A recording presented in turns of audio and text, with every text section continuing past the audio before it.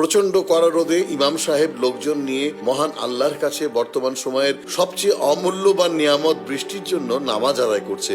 নামাজ আদায়ের মাঝেই পাশ দিয়ে যাওয়া এক মন্দিরের পুরোহিত নামাজরত ইমাম সাহেবের মাথার উপর তার ছাতাটা তুলে ধরে। ইমাম যতক্ষণ নামাজ পড়ে ঠিক ততক্ষণই পুরোহিত তার মাথার উপর ছাতাটা ধরে রাখে। প্রার্থনারত লোকজন ব্যাপারটা নামাজের মধ্যে একটু দেখতে পেয়ে খুবই বিব্রত আর বিরক্ত হয়। এই মিয়া, নামাজ পড়ার সামনে আপনি এভাবে দাঁড়ালেন কেন? আমরা যে নামাজ পড়ছি চোখে দেখেন না? আমাদের নামাজ পড়ার পবিত্রতাই নষ্ট করে দিলেন। আমাদের ফের আবার নামাজ পড়তে হবে। ইমাম সাহেব আবার নামাজ পড়ান। সহি ভাবে নামাজ না পড়ালে বৃষ্টি হবে না। ভাই, আমাকে মাফ করবেন, আমি জানি না যে নামাজের মাঝখানে দাঁড়ালে আপনাদের নামাজ হয় না। কত কষ্ট করে কতক্ষণ ধরে নামাজ পড়লাম, এখন কি তাহলে আমাদের আবার নামাজ পড়তে হবে? আপনারা শান্ত হন, ধৈর্য ধরুন। দেখতেই তো পাচ্ছেন উনি একজন হিন্দু পণ্ডিত। উনি জানতেন না, বিধায় নামাজের সামনে এসে দাঁড়িয়েছেন। নামাজ আল্লাহর দরবারে কবুল হয়েছে কিনা হয়নি তা একমাত্র আল্লাহই ভালো জানেন। আমাদের উচিত না যে আমাদের